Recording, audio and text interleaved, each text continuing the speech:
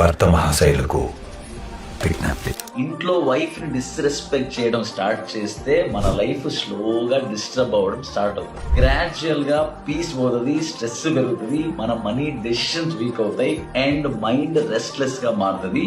Mind restless గా మారితే మన డెసిషన్స్ అన్ని వీక్ అయిపోతాయి. చాలా మంది దీన్ని బ్యాడ్ లక్ అనుకుంటారు. బ్యాడ్ లక్ కాదు, ఇంట్లో ఆ ఇల్లాలు హ్యాపీగా లేకపోవడం.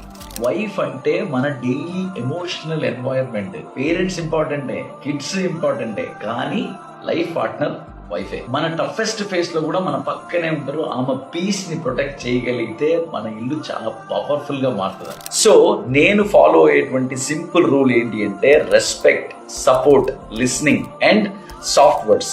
మన ఇంట్లో వెల్త్ అండ్ స్టెబిలిటీ కావాలి అంటే ఫస్ట్ ఇంట్లో పీస్ స్టార్ట్ కావాలి. So comment, respect,